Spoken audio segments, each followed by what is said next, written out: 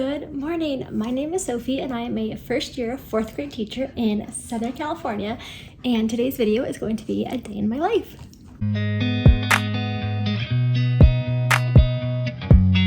So today is a Friday, which I am so excited about. This week has been so long, so I am very ready for the weekend, and we only have 4 more weeks of school, which is actually insane. I can't believe that it's already May. I can't believe that my first year of teaching is almost done, that my time with these kids is almost over. I absolutely adore my class. They are so sweet and so fun, and I just have so much fun with them. Like, I don't know, 4th graders, there's just something really fun about 4th graders and 4th grade, and I am really enjoying it. Next year, I do have some new and different plans, and I'm really excited to share that with you guys. If you follow me over on my Instagram, I posted that I have an update and announcement coming soon. So if you don't follow me or you're not subscribed, make sure you subscribe or follow me so you can stay tuned for that update. I'll probably post it at the end of next week, and I'm really excited. I'm not going to share too much about it, but yeah, I have some changes, some updates that I will share with you soon about my life as a teacher and what I'll be doing for next year. But that will be for a different video. Today's video will just be a day in the life of a teacher. On Fridays, I have a lot of quizzes. Today we only have one quiz though, which is great, and it's on Google Classroom, which I absolutely love because it's it for us, which is so nice because as a 4th grade teacher, there's a lot of grading. Like, we have so many quizzes and writing assignments and tests that we give like every week. So to have like a Google form on Google Classroom that grades it for you is so sweet. So we have that going on this morning. The kids have specials, so we'll have time to do some prep for next week.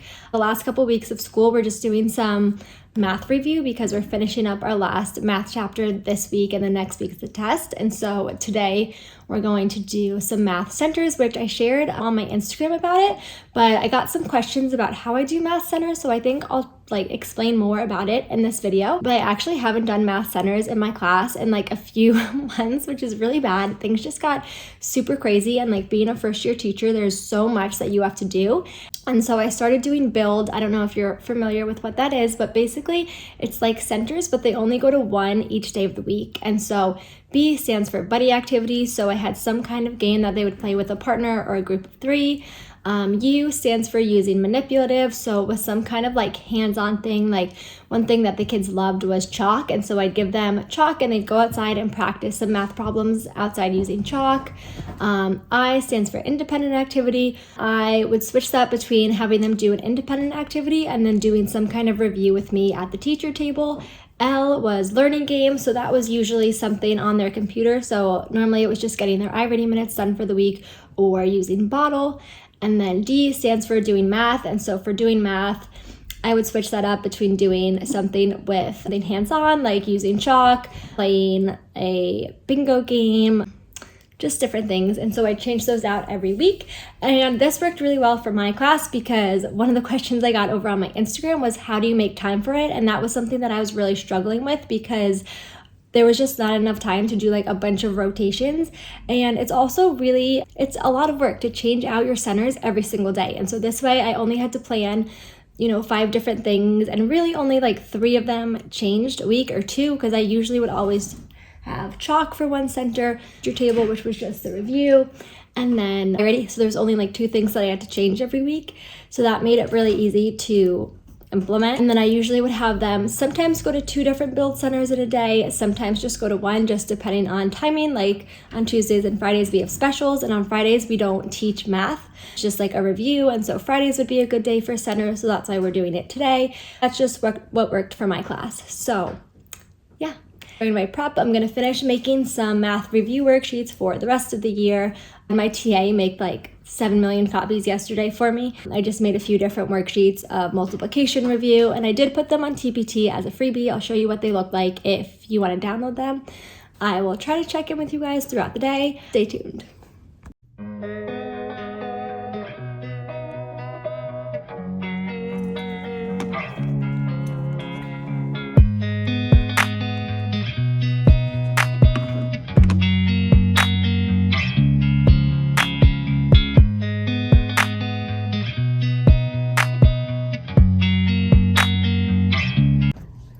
Here are my build bins, which, as you can tell, clearly have not been used in a hot minute. There's random stuff in it, but here are some of the pouches that I use to put the games that we play. Obviously, these are from a while ago. And then I just use this bin to put the centers for this week. So we have the line and angle memory matching game. This is going to be an early finisher. I made 2 copies, so this one is like easier facts for the students who still need some practice with those. And then on the back, I put some harder multiplication facts to challenge students, and I want them to practice 2-digit by 1-digit multiplication.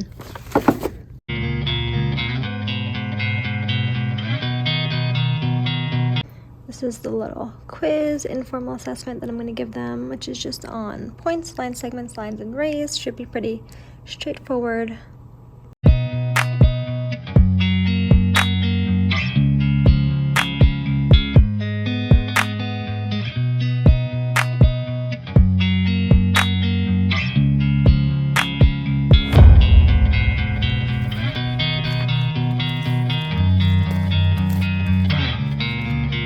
Here are all of the math worksheets that I made. I did not make this giant stack. These are copies. I found a worksheet on TPT that was like the area model for a 2-digit by 2-digit multiplication. Also, I cannot deal with my enormous acne.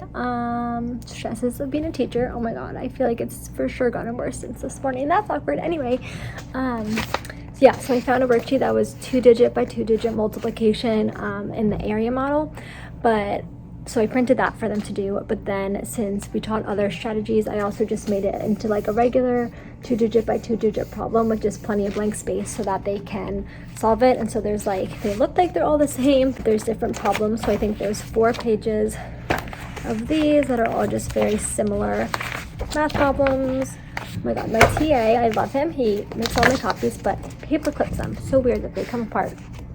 I also made these coloring multiplication facts, and so again, they're just a lot of basic facts. I tried to throw in some 2-digit by 1-digit, but again, they're like easy, like 15 times 2, 14 times 2, things that they could easily do. And then I said color if the answer has a factor of 5. Blue, colored a different color if it has a factor of 4, just to review factors, which I'm sure all of my students probably forgot what a factor even is, but I figured that's just a way to make it a little more fun, take them a little bit more time, and then review factors. So I have that one, and then this one, which same thing, just have them color it blue if it's a factor of 2, and yellow if it's a factor of 3. So again, very similar. This one's just factors of 4 and 5. Then I made this, which I think these are fun. They're find the missing number in the multiplication equation. So these ones are harder. 23 equals 345, blank times 45 equals 270. So they'll have to do division. And I have so many kids, not so many, but a few who get through the math curriculum so fast and they need like enrichment things. So I'm hoping this will be a little more challenging for them to do. So that'll be an early finisher. And then I made one that's just a lot easier. So blank times 6 equals 36, blank times 5 equals 45. So again, division, but easier. So that's my way of kind of differentiating. So when they finish early, they'll do this one, and then my kids who are a little higher and this will be way too easy for them, I'll give them this. So it's multiplication, but it's really some division review. Just tried to make it a little more fun with the apples. I have all of these worksheets in a little, not even like a bundle, it's just something on TPT. I think it has 11 worksheets, I want to say. So it's the multiplication problems, the apples, and then these. And then I'm going to continue making some more stuff. Probably I'll continue doing it during my prep today. That way I will have more worksheets that they can do. My students, for some reason, love doing worksheets, but I also like break it up. So I'll have them do some worksheets, some games. The games I always just find on TPT, and then they also love doing the ABC bingo, and so I put it on the smartboard, and so that's a fun center that they like. And then just going outside and doing chalk with math problems. Sometimes they just do review. These giant foam dice, so sometimes I'll have them roll a dice, and then whatever 2 numbers they get, they have to multiply them. Whatever, just like fun, you know, easy things that they can do. Low prep. So yeah, these are all my worksheets. I'm going to put them in my bin for not next week, but 2 weeks out. Of being prepared and having all my copies so that when my students finish and they say, what do I do now? I'm going to say, here you go. Pick what you would like to do. yeah, and then I'm also making a fun like summer activity bundle because I had one for spring, which the students loved. It was like some word searches, word scrambles, crossword puzzles, and they loved that. So I'm making one for summer, and I was doing it at like the end of the day when they had free time, and I was like, who wants to help me? Thinking like maybe one or two. My entire class was like, oh my god, I want to make the worksheet. And then it was so funny, then they didn't want to go like home, they didn't want to leave, all they wanted to do was help me make the worksheets, and they're like, this is so cool, how do you do this, can you show me? And so maybe I'll have a bunch of future TPT creators in my class because they were so enthusiastic about making the worksheets, and they were like, I'm gonna do this when I get home. And I'm like, oh my god, you're literally me, because this is what I like to do during my free time. So yeah, I'm gonna finish making that packet, so we'll have that to do during the last couple of weeks of school. Because now we're like mostly done with the curriculum. We're on our last math chapter. We're doing our last novel study for language arts. We finished science, or we're finishing science next week. We finished social studies. So I just want some like fun review things for them to do. Obviously the summer packet will just be like fun activities. And then we're going to make a 4th grade memory book, which I have that printed. Another 4th grade teacher made that, so that'll be fun. And we're just gonna have like a fun last couple weeks of school, review everything we learned, and just, you know, make it a good time. This is the spring little packet that I made. So it's a word search, crossword puzzle, word scramble, some sentences.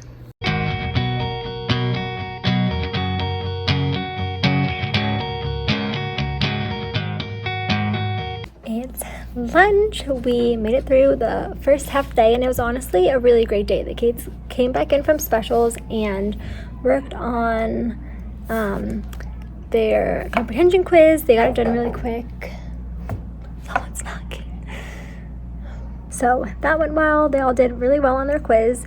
And then after that, I had them just do I ready or dear or bottle silently. Ended up finishing their minutes, which is great because they need 45 minutes a week on both. Also, this tan line is still so bad, it's really funny. And then we did our math centers, and they went really well, and it was honestly really nice to finally do math centers again since we haven't done math centers in so long. One of the kids asked me like a few weeks ago, he was like, what happened to math centers?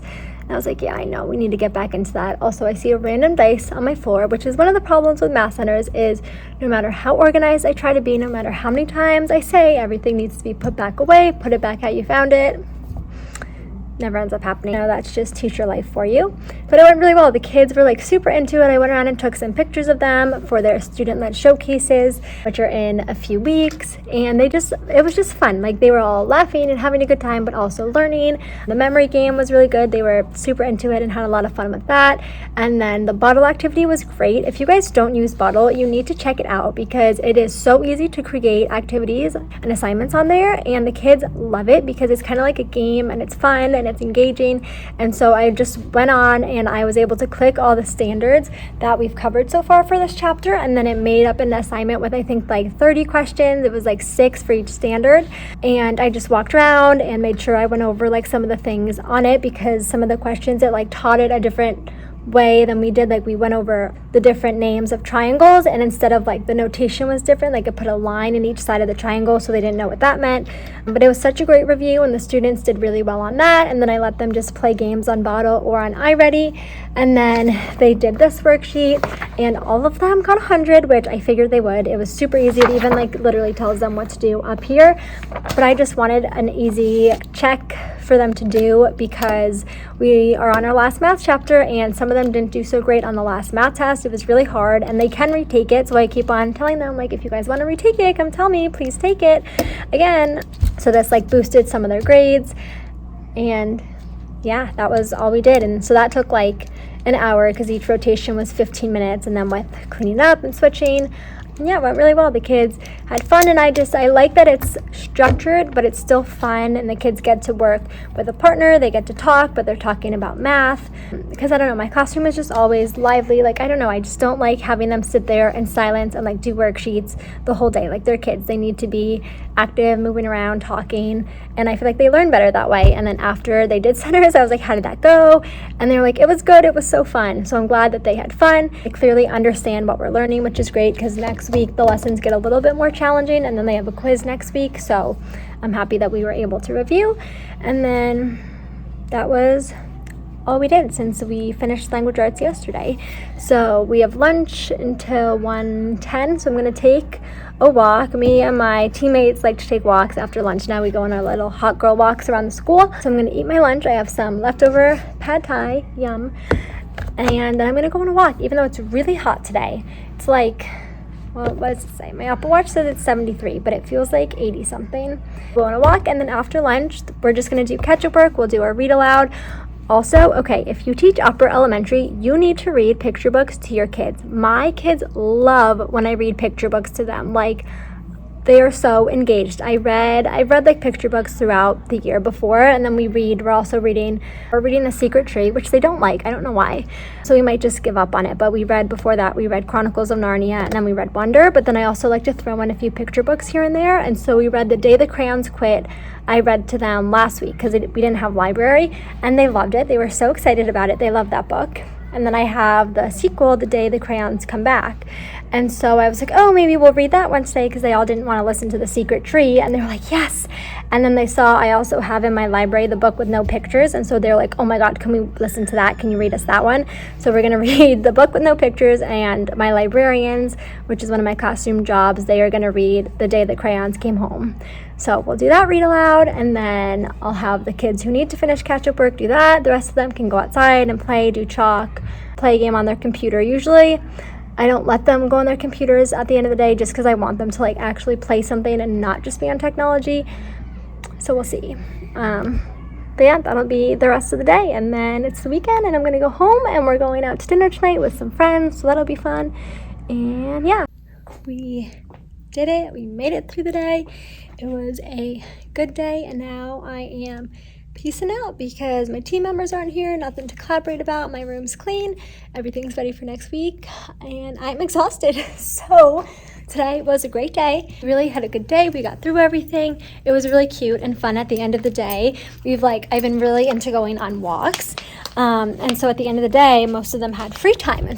And so at the end of the day, they were having free time, and I was like, okay, so some of them were in the classroom, some of them were outside, and so I said, okay, who wants to go on a walk with me, thinking like maybe one or two would, and then a bunch of them were like, me, so enthusiastically. So I was like, all right, let's go. And so like, I don't know, there were probably like 8 of them that followed me out, and we just walked around the track. And so it was me and my 8 little besties just walking the track, hanging out, talking, and it was really fun. We walked half a mile and just chatted, and some of them got some hula hoops and were hula hooping, and some of them were just playing outside. And then we came back in, cleaned up the classroom, and that was it. I have a few friends who need like someone to sit with them in order to complete their work, so I like when we have a lot of catch-up time where most students are done, so I'm able to just sit with the students who need to complete their work, sat with them, they completed their work, finished all of my grading, which feels so good to have everything graded, and I gave everything back, so that's always a good feeling. And yeah, so I'd say it was a successful Friday. It was a good Friday. I'm like, it's made me a Mother's Day card, which is so sweet. I'm not a mom. I mean, I have a dog. I'm a dog mom. But she wrote Happy Mother's Day, and then in it she said, you're the best teacher ever. I love you. And then she made a word search, because I told you earlier we've been very into word searches, and they were like asking me what all my favorite things were. And they wrote it in the word search, so I thought that was super cute. Thanks for watching. I hope you choose to subscribe and stick around for more videos, and stay tuned for an update coming soon. Bye!